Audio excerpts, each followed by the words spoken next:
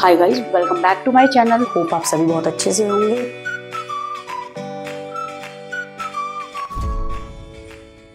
Hi students, a very warm welcome to my channel. Hope आप सभी बहुत अच्छे से होंगे। बेटा, आज की वीडियो क्लास 11th के स्टूडेंट्स के लिए है और आज मैं पढ़ाने जा रही हूँ आपको बिजनेस का चैप्टर नंबर 2। जैसे कि आप लोगों को पता है, कुछ पार्ट्स हम पढ़ चुके थे और आज मैं आपको टॉपिक कराने वाली हूँ। बहुत ध्यान से सुनिएगा। फॉर्म्स और types of public sector enterprises, जिसके अंदर हमारी डिपार्टमेंटल अंडरटेकिंग होती है, पब्लिक कॉर्पोरेशन, स्टैट्यूटरी कॉर्पोरेशन होता है और गवर्नमेंट कंपनी होती है। जैसे कि आप लोगों को पता है बेटा, चैप्टर नंबर 2 हमारा private, public and global enterprises से हमने कुछ पार्ट कर लिए थे। आज हमारा टॉपिक बहुत इंपॉर्टेंट होगा, हम अच्छे से पढ़ेंगे। और जो बच्चे नए हैं हमारे चैनल पे, जल्दी से जाके सब्सक्राइब कर लीजिए, बेल आइकन बटन बेटा प्रेस करिए और इंपॉर्टेंट नोटिफिकेशन आपसे रहना जाए और वीडियो को एंड तक बेटा जी जरूर देखिएगा। चलिए फिर हम स्टार्ट करते हैं। आज हमारा टॉपिक है बेटा जी, याद रखिएगा, फॉर्म्स और types of public sector enterprises, जिसके अंदर departmental undertakings, public corporation, statutory corporation भी बोलते हैं उसको, पब्लिक गवर्नमेंट होता है, स्टैट्यूटरी का मतलब भी मेड बाय लॉ होता है, गवर्नमेंट कंपनीज, ये सब रीड करेंगे हम। चलिए पहले हम स्टार्ट करते हैं। डिपार्टमेंटल अंडरटेकिंग क्या होता है बेटा, बहुत अच्छे से पढ़िएगा। लैंग्वेज इजी है, नोट्स बनाइएगा, समझने की कोशिश करिएगा, देन केस स्टडी भी क्रैक करिएगा। ठीक है बच्चा, चलिए देखते हैं हमारा क्या चीज है। This is the oldest form of public sector enterprises. बच्चा, डिपार्टमेंटल अंडरटेकिंग का मतलब क्या चीज होता है? ये एक ओल्डेस्ट फॉर्म है किसकी? पब्लिक का मतलब होता है गवर्नमेंट सेक्टर एंटरप्राइजेस की। The departmental undertaking is considered as one of the department. Departmental undertaking का मतलब क्या चीज है? इसको बोलते हैं, इसको कंसिडर करते हैं, ये ऐसा डिपार्टमेंट है सरकार का, गवर्नमेंट का, it has no separate existence other than government. Government ही इसको चला रही है, इसकी कोई और एग्जिस्टेंस, कोई और ब्रांच कुछ नहीं है। जो बोला जा रहा है departmental undertaking oldest form of public sector है। पब्लिक सेक्टर यानी गवर्नमेंट सेक्टर एंटरप्राइजेस है। गवर्नमेंट सेक्टर एंटरप्राइजेस का मतलब क्या चीज है बेटा? ऐसी एंटरप्राइजेस जिसको सरकार ही चला रही है, इसकी कोई और नो सेपरेट एग्जिस्टेंस, इसकी कोई भी सेपरेट एग्जिस्टेंस नहीं है अदर देन दी सरकार, that is government. Its function under the overall control of one ministry और डिपार्टमेंट ऑफ गवर्नमेंट। इसके जितने भी फंक्शंस को हम काम करवाएंगे, इसके अंदर जितने भी फंक्शंस इसमें रन करे जाएंगे, किसके अंडर होंगे? ओवरऑल कंट्रोल रहेगा, किसके अंडर काम करेगा? वन मिनिस्ट्री और डिपार्टमेंट ऑफ गवर्नमेंट। एक ही मिनिस्ट्री के अंडर ये डिपार्टमेंट काम करेगा और वरना ये क्या चीज होगा? ये क्या कहलाया जाएगा? डिपार्टमेंट ऑफ गवर्नमेंट, क्योंकि सरकार के थ्रू इसमें काम हो रहा है। अब बेटा, जो डिपार्टमेंटल अंडरटेकिंग है वो कौन कौन सी होती है? रेलवे सरकार चला रही है, गवर्नमेंट की मोनोपोली भी है। डिफेंस हो गया, ठीक है, डिफेंस क्या हो गया आपको पता भी होगी, जैसे आर्मी के अंदर इक्विपमेंट वगैरह यूज होना, मशीन्स वगैरह यूज होना, गन्स वगैरह यूज होना। पोस्ट एंड टेलीग्राफ, ये भी सरकार का है, ठीक है, अगर आपने सुना भी हो पोस्ट ऑफिस के नाम से, ठीक है। ब्रॉडकास्टिंग हो गया, टेलीफोन सर्विसेज, ये सब किसके अंडर आता है? ये आपका पब्लिक सेक्टर अंडरटेकिंग है। इसको हम बोलते हैं departmental undertaking. Public sector undertaking का मतलब क्या चीज है? जिसको सरकार चला रहा है, इसकी कोई और एग्जिस्टेंस नहीं है, no separate existence is there, इसको गवर्नमेंट ही चला रही है। ऐसे डिपार्टमेंट, ऐसी एंटरप्राइजेस जिसको सरकार रन कर रही है, कोई और सेपरेट एग्जिस्टेंस इसकी नहीं है। और जैसे रेलवे हो गया, डिफेंस हो गया, पोस्ट हो गया, ठीक है, टेलीग्राम हो गया, टेलीफोन सर्विसेज हो गया, ब्रॉडकास्टिंग हो गया, और ये फंक्शन करता है under the control of only one ministry, और या फिर क्या कहलाया जाएगा? किसके थ्रू वर्क कर रहा है? डिपार्टमेंट ऑफ सरकार, दैट इज गवर्नमेंट। चलिए बेटा जी, अब देखते हैं इसके फीचर्स। फीचर्स क्या है? They operate under the overall control of the one ministry, that is central. अब देखिए, अगर सरकार की बात करें तो या तो हमारे यहाँ सेंट्रल गवर्नमेंट है या स्टेट गवर्नमेंट है। एक मिनिस्ट्री के अंडर अगर ये डिपार्टमेंट काम करेगा तो आइदर ये सेंट्रल गवर्नमेंट काम करवा रही है या स्टेट गवर्नमेंट, ऑब्वियस बात है, ठीक है। सेकेंड पार्ट देखिए, they are a part of government only. हमें पता है तो गवर्नमेंट की अंडरटेकिंग है, तो सरकार पब्लिक अंडरटेकिंग है, तो गवर्नमेंट ही रन कर रही है, कोई भी सेपरेट एंटिटी नहीं है इसकी, ठीक है। They are financed from the annual budget. Annual budget, एक साल का बजट जो सरकार तैयार करती है, तो ये उससे फाइनेंस करा जाता है of the government. Next, the revenue of departmental undertaking. बच्चा बहुत ध्यान से सुन लीजिए, जो प्रॉफिट डिपार्टमेंट अंडरटेकिंग से आता है are deposit in the treasury of the government. ये क्या चीज होगा? ये गवर्नमेंट की ट्रेजरी में सबमिट करा दिया जाता है, डिपॉजिट करा दिया जाता है। जितना भी प्रॉफिट यानी रेवेन्यू डिपार्टमेंटल अंडरटेकिंग से आता है वो डिपॉजिट करा दिया जाता है treasury of government. The staff of departmental undertakings are civil servant, बहुत ध्यान से सुन लीजिए। स्टाफ ऑफ, जितना भी स्टाफ डिपार्टमेंटल अंडरटेकिंग के काम कर रहा है, यानी सरकार के लिए काम कर रहा है, डिपार्टमेंट में, सरकार के डिपार्टमेंट में काम कर रहा है, सच एज रेलवेज हो गया बेटा जी, ठीक है, पोस्ट ऑफिस हो गया, तो वो क्या कहलाया जाता है, सिविल सर्वेंट, ठीक है बच्चा। And are recruited and compensated as per the rule of civil servant. कुछ रूल्स एंड रेगुलेशन जो सरकार ने बनाए होते हैं उसके अकॉर्डिंग ही काम करेंगे और उसी के हिसाब से उनको सैलरी दी जाएगी। क्योंकि ये लोग क्या करते हैं बेटा, इस डिपार्टमेंट में काम करने के लिए ये एक पेपर क्रैक करते हैं, वो पेपर देने के बाद इनका सिलेक्शन होता है, फिर इस डिपार्टमेंट में वो काम करते हैं और वो काम करते हैं as per the rules and regulation which are made for the civil servant. इसीलिए इनको सिविल सर्वेंट कहा गया है, क्योंकि ये सरकार के लिए काम करते हैं, ठीक है, सरकार के डिपार्टमेंट में काम करते हैं। 6, they are under the direct control of the departmental head. अब इन डिपार्टमेंट्स का बेटा कोई हेड भी होगा, उसके अंदर स्टाफ वर्क करेगा, तो ये किसके कंट्रोल में काम कर रहे हैं, departmental head. Who is accountable, accountable का मतलब होता है answerable, answerable to the concerned minister. Who is accountable, जो आंसरेबल किसको है बेटे काम के लिए, कंसर्न्ड मिनिस्टर, ठीक है, क्योंकि वन मिनिस्ट्री के अंडर काम करेगा, दैट इज स्टेट गवर्नमेंट और आइदर सेंट्रल गवर्नमेंट, जो मैंने आपको बताया। 7, they can be sued in the same manner as one can file a suit against the government। ये बात बोल रहे हैं, they can sued in the same manner, ये भी वर्क करेगा सेम मैनर में, as one can file a suit against the government। जैसे हम suit किसके अगेंस्ट फाइल कर सकते हैं, गवर्नमेंट के भी, ये भी ऐसे ही काम करेगा, ठीक है बेटा। चलिए नेक्स्ट देखते हैं। नेक्स्ट है आपका merit advantages of departmental undertaking. अच्छा, एक चीज और मैं बच्चा आपको बताना जा रही हूँ, फीचर्स के अंदर लर्न ओनली 4 to 5 पॉइंट्स, ठीक है, आपको 7 के 7 पॉइंट लर्न करने की जरूरत नहीं है, आपको समझा दिए गए हैं 7 के 7, आपको जो इजी लग रहे हो इसके अंदर आप कोई भी 4 से 5 पॉइंट लर्न कर लीजिए।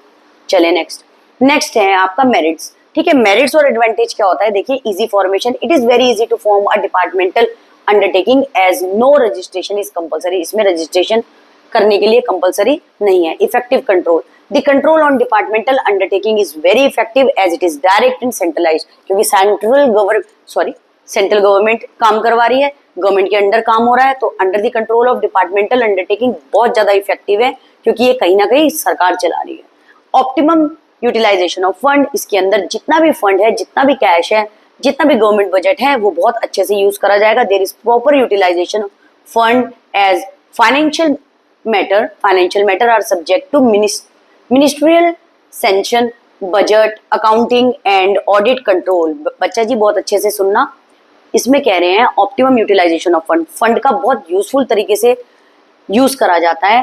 There is proper utilisation, proper यानी use of fund on financial matter, जो किस चीज से जुड़े हैं, मिनिस्ट्रियल सैंक्शन, इसका मतलब होता है जो मिनिस्ट्री सैंक्शन कर देगी कि गवर्नमेंट बजट बना दिया 1 साल के लिए, यहाँ पैसे लगाने हैं, ठीक है, तो ये बात बोल रहे हैं। अब वो बजट हो गया, अकाउंटिंग, ऑडिट कंट्रोल, ये सब कौन कर रहा है, सरकार करा रहा है, तो फंड्स का कोई भी मिसयूज नहीं हो सकता। अकाउंटेबिलिटी, अकाउंटेबिलिटी का मतलब होता है बेटे आंसरेबल, ठीक है, आंसरेबल। अब ये क्या होता है मैम, देखिए, there is direct parliamentary control. अब क्या होता है, जब डिपार्टमेंटल अंडरटेकिंग है तो डायरेक्ट पार्लियामेंट्री कंट्रोल हो गया, पार्लियामेंट का कंट्रोल हो गया, बजट वही बनता है। The performance of departmental undertaking can be discussed, ठीक है, परफॉर्मेंस डिपार्टमेंटल, जो सरकार डिपार्टमेंट चला रही है उसका परफॉर्मेंस डिस्कस करा जाता है पार्लियामेंट में। So there is a public accountability, जो हेड होगा डिपार्टमेंट का तो क्या चीज होगा, there is public accountability, government सरकार जवाब देगी फिर पार्लियामेंट के अंदर अगर कोई भी काम गड़बड़ हुआ, तो ये इसके मेरिट है, इसलिए काम इसके अंदर बिल्कुल प्रॉपर होता है। नेक्स्ट देखिए, पब्लिक रेवेन्यू यानी सरकार का profit, the revenue of departmental undertaking is deposited in the treasury of the government, जैसे कि मैंने आपको बताया है, ठीक है, जितना भी प्रॉफिट आता है वो किस में जाएगा, ट्रेजरी ऑफ द गवर्नमेंट के अंडर जाएगा। So these undertaking helps to increase the government revenue, अब गवर्नमेंट के खाते में जाएगा, ट्रेजरी ऑफ द गवर्नमेंट में जाएगा, तो गवर्नमेंट का रेवेन्यू कहीं ना कहीं बढ़ेगा। अब बेटा जी गवर्नमेंट का रेवेन्यू बढ़ेगा ना, तो गवर्नमेंट के पास जब पैसा होगा तो गवर्नमेंट सोशल वेलफेयर एक्टिविटीज में ज्यादा से ज्यादा पैसे लगाएगी, for example construction of roads हो गया, ठीक है, ब्रिजेस हो गया, और दूसरा जो मैंने बताया, गवर्नमेंट किस लिए, गवर्नमेंट के पास रेवेन्यू इकट्ठा हुआ, ये पब्लिक वेलफेयर के लिए तो काम करेंगे, और ये पैसा लगाएंगे किसके अंदर, जैसे फॉर एग्जांपल आर्मी के अंदर इक्विपमेंट आने, पहला पैसा वहां लगाया जाएगा, फिर सोशल वेलफेयर एक्टिविटीज में लगाएगा, जो पार्लियामेंट में डिसाइड होगा, जो गवर्नमेंट सरकार बजट बनाएगी कि कहाँ कहाँ पैसा लगाना है। जैसे फॉर एग्जांपल रेलवे में पैसा लगाना है, पहले ये देखा जाएगा। रेलवे मोनोपोली है गवर्नमेंट की और बहुत जरूरी है रेलवे के लिए। ये क्यों? क्योंकि एक जगह से दूसरी जगह जाने में रेलवे ही हेल्प करता है, तो जरूरी है रेलवे में भी पैसा लगाना अगर उसमें पैसा लगाने की जरूरत पड़ी तो। ठीक है बच्चा। अब नेक्स्ट है आपका आएगा सरकार पैसा लगाती है किस चीज के लिए? आर्मी के इक्विपमेंट के लिए, such as guns, machines, tank, ये सब की जरूरत पड़ती है। ठीक है। उसके बाद क्या करती है? जो गवर्नमेंट के पास रेवेन्यू इकट्ठा होता है सोशल वेलफेयर एक्टिविटीज के लगाया जाता है, रेलवे के लिए भी। अब रेलवे में पैसे खर्च होगा तो किसके लिए होगा? लोगों के लिए तो होगा, तो इसमें क्या होगा? कहीं ना कहीं वेलफेयर एक्टिविटीज भी होगा। सीक्रेसी, देखिए, the activities performance of the departmental undertaking can be highly secret. अब इसमें क्या चीज है बेटा? जो एक्टिविटीज डिपार्टमेंटल अंडरटेकिंग के अंदर परफॉर्म करी जा रही होगी उसको हाईली सीक्रेट रखा जाता है, as government can avoid disclosure on the, ठीक है, on the place of public interest. देखिए, पब्लिक को पता लगने नहीं देते इस चीज के लिए। Due to secrecy only the most secret as sensitive area that is defence is operating as a departmental undertaking. देखिए बेटा, इसको सीक्रेसी इसलिए रखा जाता है, सीक्रेट बात इसलिए रखी जाती है क्योंकि कुछ सेंसिटिव एरिया होता है, जैसे डिफेंस वगैरह, कोई लड़ाई वगैरह हो गई, उसके लिए कितनी गन्स की जरूरत पड़ सकती है, तो ये एक सेंसिटिव टॉपिक हो जाता है। तो इसके लिए डिपार्टमेंटल अंडरटेकिंग को जो भी ऑपरेशन चल रहा होगा डिफेंस का, तो वो क्या रखना पड़ता है? सीक्रेट। तो ये बात बोल रहे हैं सीक्रेसी मेंटेन करने की जरूरत पड़ती है। चलिए आगे। नेक्स्ट है inflexibility. The departmental undertaking works under the strict parliamentary control. अब डिपार्टमेंटल अंडरटेकिंग, जो गवर्नमेंट के डिपार्टमेंट होते हैं, किसके कंट्रोल में रहते हैं बेटा?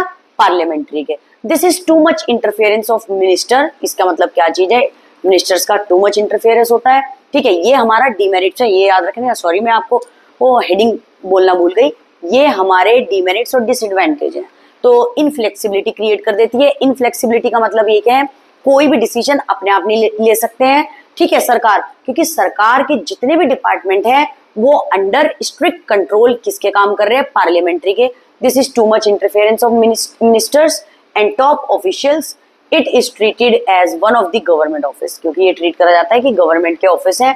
This reduces the flexibility and efficiency of the undertaking. Department undertaking की ज्यादा से ज्यादा एफिशिएंसी क्या हो जाएगी बेटा? बहुत ध्यान से सुनना, रिड्यूस हो जाएगी, और फ्लेक्सिबिलिटी भी। अपने आप ही कोई पर्सन डिसीजन नहीं ले सकता। ठीक है बच्चा। अब नेक्स्ट है आपका lack of motivation. Lack of motivation क्या होता है? Generally promotion are on the basis of seniority. ठीक है, जैसे पर्सन सीनियर हो रहा है, and on the basis of efforts, अगर किसी के एफर्ट्स बहुत अच्छे हैं। So employees are not motivated to perform their best ability. क्योंकि सीनियरिटी के पर्पज से अगर प्रमोशन देंगे तो उसके अंदर कोई भी अपना एफर्ट्स अच्छे से लगाएगा ही नहीं, तो इसके अंदर जो एम्प्लॉय होता है मोटिवेटेड फील नहीं करता to perform their best ability, कि अपना पूरी क्षमता लगाए काम को करने में। Next, lack of financial autonomy. The departmental undertaking can not plan long term investment project, क्योंकि इसके अंदर सारा का सारा कौन बनाता है बेटा जी? ये पार्लियामेंट के अंदर होता है, तो इसके अंदर लॉन्ग टर्म इन्वेस्टमेंट प्रोजेक्ट नहीं डिपार्टमेंटल अंडरटेकिंग बना सकती, as they are subject to the budgetary control. क्योंकि एक साल का पार्लियामेंट के अंदर बजट डिसाइड होता है, फिर गवर्नमेंट का बजट बनने के बाद तब पैसा लगाया जाता है, कहाँ का पैसा लगाना है। They are not allowed to use their own revenue freely. अब ये इस रेवेन्यू को जो गवर्नमेंट डिपार्टमेंट से इकट्ठा होता है खुद यूज नहीं कर सकती सरकार, as these have to be deposit in the treasury. ठीक है, ये ट्रेजरी में जमा कर दिए जाते हैं। चलिए आगे। Next demerit, inefficient management. The departmental undertaking are managed by the government official. Department undertaking, जो डिपार्टमेंट्स गवर्नमेंट के होते हैं, गवर्नमेंट ऑफिशियल उसको चला रहे हैं, स्टेट गवर्नमेंट, सेंट्रल गवर्नमेंट, उसका एक हेड भी होता है departmental head. These official are overburden, वो पहले से ही बेटा ओवरबर्डन होते हैं विद दी पेपर वर्क। जो पेपर वर्क होता है, क्योंकि सरकार कोई भी काम करवाती है तो उसके अंदर पेपर वर्क सबसे ज्यादा होता है। ठीक है, रिटन डॉक्यूमेंट पक्का बना के रखती है वो, तो वो कह रहे हैं पहले ही ऑफिशियल ओवरबर्डन फील करता है, तो they spend maximum time to answer the queries from the parliament. तो मैक्सिमम टाइम तो उसका क्वेरीज ही आंसर देने में लग जाता है। क्वेश्चन जो क्वेश्चन पार्लियामेंट से होते हैं उसी के आंसर देने में सारा टाइम वेस्ट हो जाता है। और ministry, they can be transferred any time, वरना वो क्या करा दिया जाता है? ट्रांसफर कर दिए जाते हैं एनी टाइम, कभी भी ट्रांसफर करा दिया जाता है उनका। तो क्या चीज हो जाता है? इसलिए इनएफिशिएंट मैनेजमेंट हो जाता है, कभी भी उनका ट्रांसफर आ जाता है। As a result they have less sense of responsibility and efficiency. तो उनके पास क्या चीज है? इसमें बोला है demerit, less sense of responsibility और एफिशिएंसी। नेक्स्ट है red tapism and bureaucracy. Red tapism and bureaucracy क्या होता है? It refers to the delay in decision due to so many formalities, काम में देरी हो जाना। ठीक है बेटा, किस वजह से? Due to many formalities the decision in the departmental undertaking are delayed. अब ध्यान से सुन लीजिए, जब भी कोई डिसीजन इंपॉर्टेंट लेना होता है डिपार्टमेंटल अंडरटेकिंग के अंदर, जो डिपार्टमेंट सरकार चला रही है उसमें हमेशा देरी हो जाती है। किस वजह से? Due to the administrative formalities. अब एडमिनिस्ट्रेटिव हाई लेवल पे फॉर्मेलिटीज इतनी होती है, पेपर वर्क इतना होता है, प्रोसीजर यानी मेथड इतना ज्यादा होता है, तो कहीं ना कहीं जो इंपॉर्टेंट टॉपिक होते हैं, जो इंपॉर्टेंट काम होता है उसके अंदर देरी हो जाती है, डिले हो जाती है डिसीजन लेने में। क्यों? Due to the many formalities, इसलिए इसको रेड टेपिज्म और ब्यूरोक्रेसी बोला हुआ है। चलिए नेक्स्ट है बेटा जी हमारा सूटेबिलिटी। देखिए नेक्स्ट आपका demerit, the departmental undertaking are suitable in the following cases where utmost secrecy is required. Departmental undertaking, ऐसा डिपार्टमेंट जो सरकार चला रही है वो कहाँ मोस्ट यूजफुल है? जहाँ पे जितनी भी इंफॉर्मेशन है वो सीक्रेट रखी जाए, जैसे एग्जांपल डिफेंस। ठीक है बेटा। नेक्स्ट है where government control is necessary, example broadcasting, जहाँ पे गवर्नमेंट का पूरा कंट्रोल चाहिए ब्रॉडकास्टिंग पे। Where huge investment is involve, example aircraft हो गया, आयरन और स्टील हो गया, तो इसके अंदर ह्यूज इन्वेस्टमेंट की जरूरत पड़ती है, तो सरकार चलाती है इन सबको। Undertaking is a source of revenue, undertaking किस लिए कराई जाती है? तो source of revenue, example railway. Railway government की मोनोपोली है, बहुत ज्यादा रेवेन्यू गवर्नमेंट इससे अर्न करती है।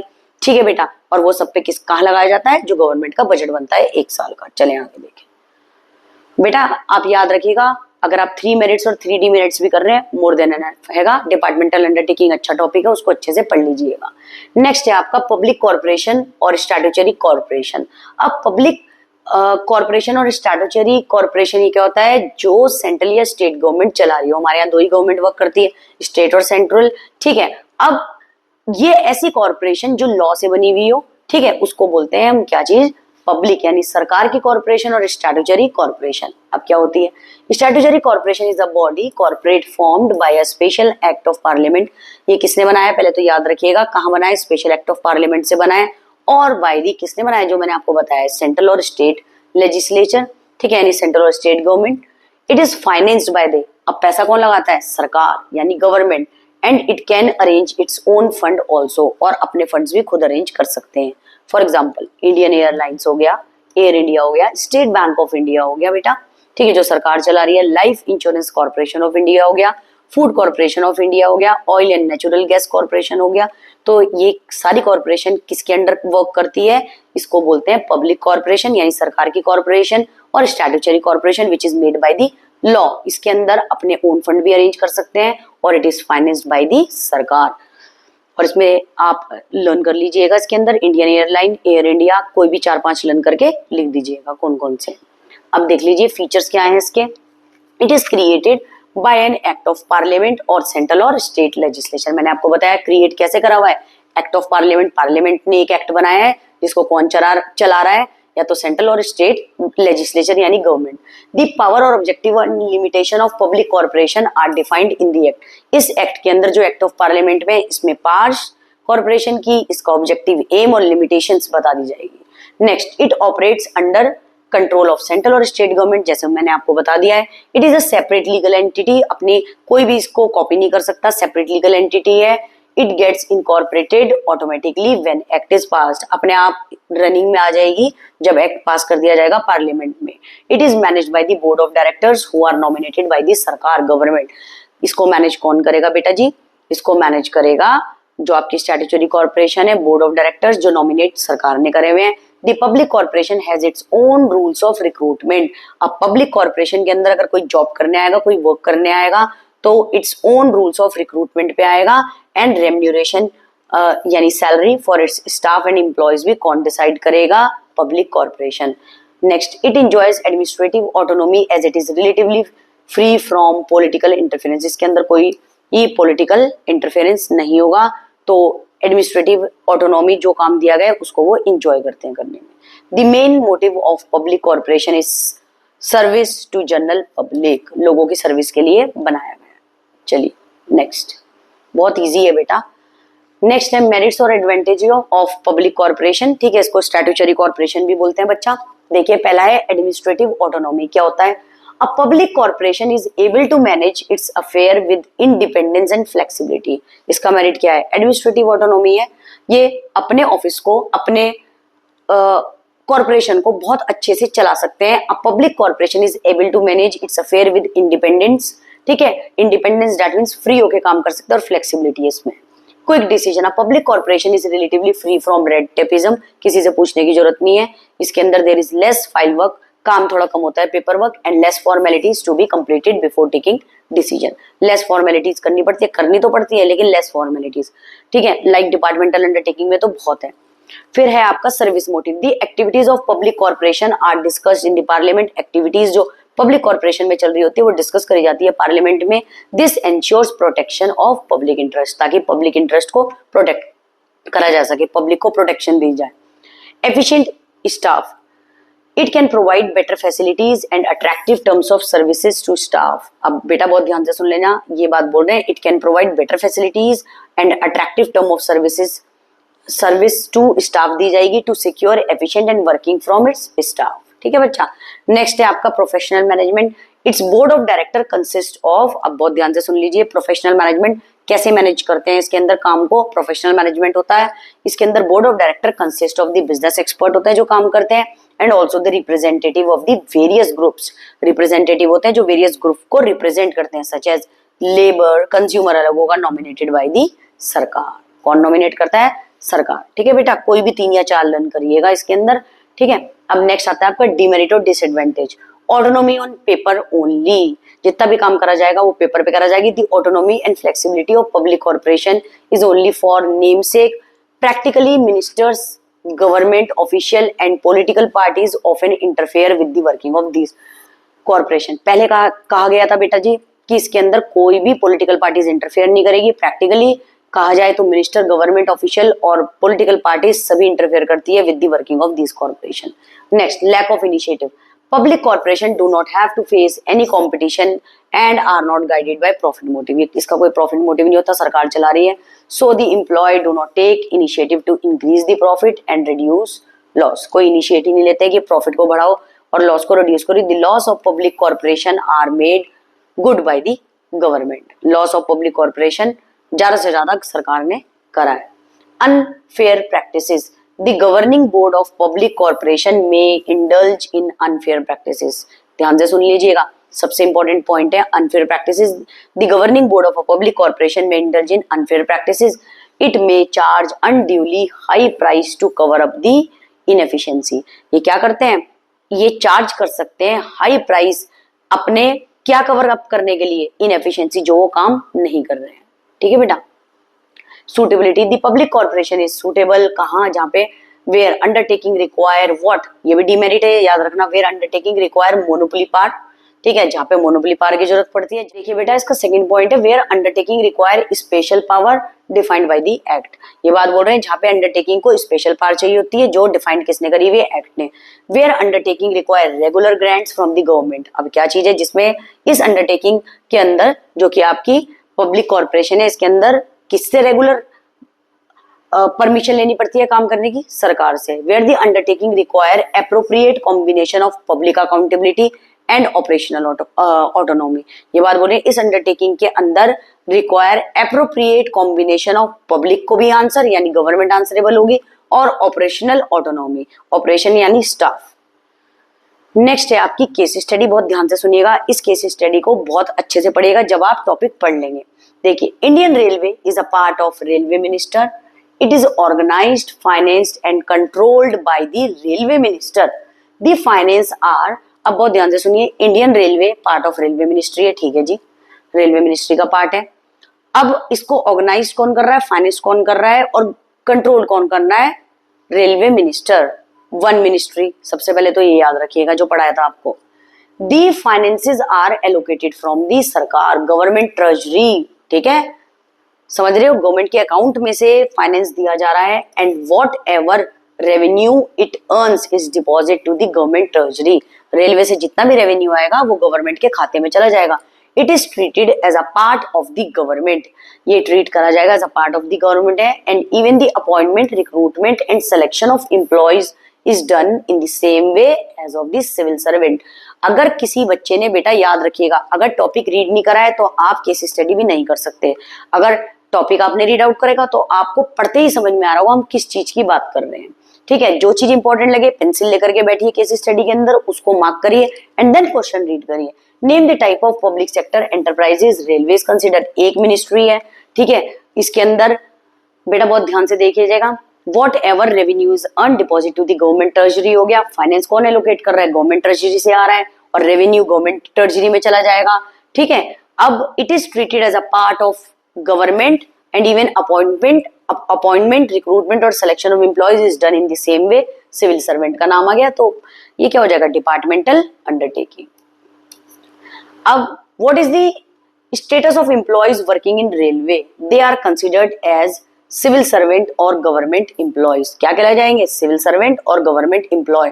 ठीक है, जो सरकार के लिए काम कर रहे हैं। How does it get it's finance, from the treasury bill. ठीक है, फ्रॉम द गवर्नमेंट ट्रेजरी से आएगा, गवर्नमेंट के अकाउंट से आएगा, जो गवर्नमेंट को अगर रेलवे में काम कर रही है in the form of revenue जो मिल रहा है, जो गवर्नमेंट के ट्रेजरी में जाएगा, तो इसके अंदर फाइनेंस भी कौन करेगा, गवर्नमेंट ट्रेजरी।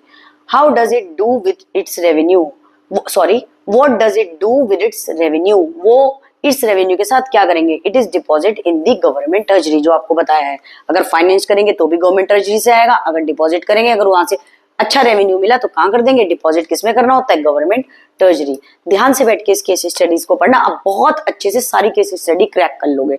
ठीक है, और आपके स्कूल में जिस भी बुक से पढ़ा रहे होंगे, अगर आप बहुत ध्यान देंगे ना, अगर कोई और केस स्टडी हुई डिपार्टमेंटल अंडरटेकिंग की, बहुत सारी केस स्टडी है, आपके पास कोई भी बुक हो, सुभाष देव हो या पूनम गांधी हो, विवासन हो, आप जो भी बुक लगी है बेटा जी, आप नोट्स बहुत इजी है, रीड आउट करके केस स्टडी क्रैक कर लेंगे। अभी से आदत डालेंगे तो 12th में बहुत इजी पड़ेगा। चलिए आगे, नेक्स्ट है जी आपका गवर्नमेंट कंपनी। अब गवर्नमेंट कंपनी क्या होता है, government company means any company in which at least 51% of the paid up share capital होनी चाहिए। ठीक है बेटा, is held by the central और स्टेट गवर्नमेंट।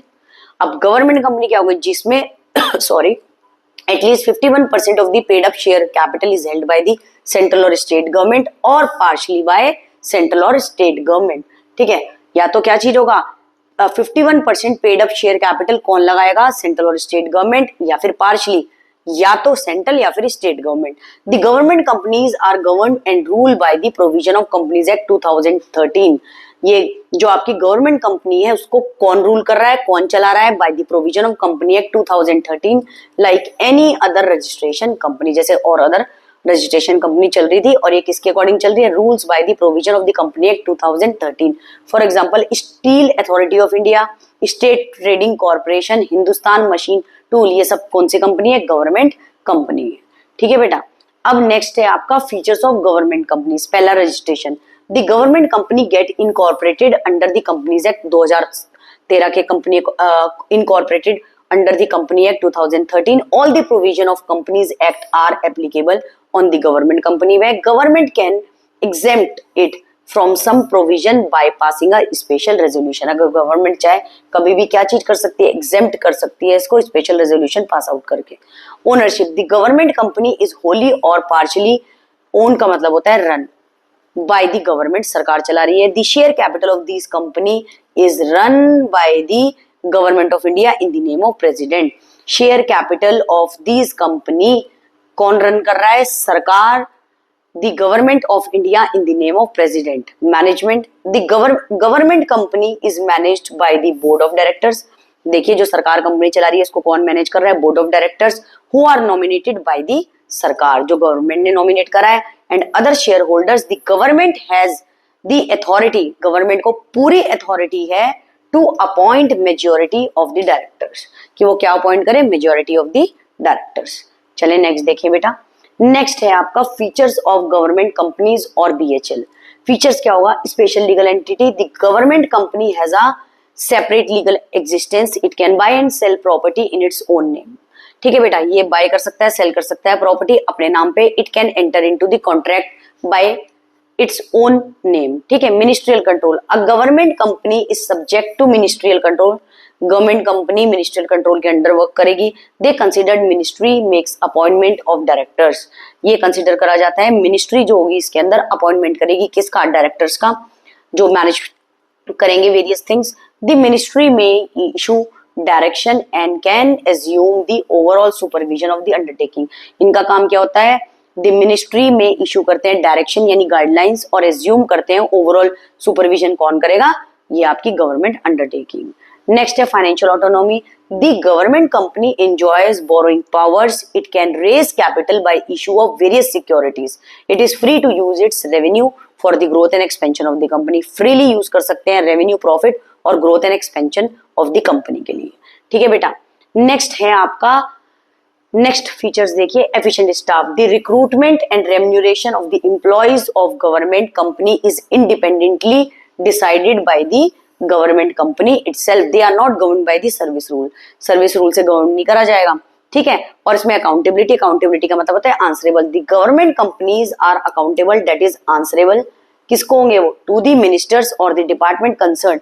एनुअल रिपोर्ट, एक साल की जो रिपोर्ट बनाई जाएगी, is presented and discussed in the parliament और स्टेट असेंबली। ठीक है, स्टेट लेवल पे या फिर पार्लियामेंट में डिस्कस करी जाएगी। ये बहुत अच्छे से बेटा जी पढ़िएगा। नेक्स्ट टॉपिक है मेरिट्स, करेंगे हम बेटा नेक्स्ट वीडियो में। टिल देन आप अच्छे से पढ़ के रखिएगा, नोट्स बनाइएगा। अगर कोई प्रॉब्लम आए तो मुझे कमेंट बॉक्स में बता देगा, मैं दोबारा आपको करा दूंगी।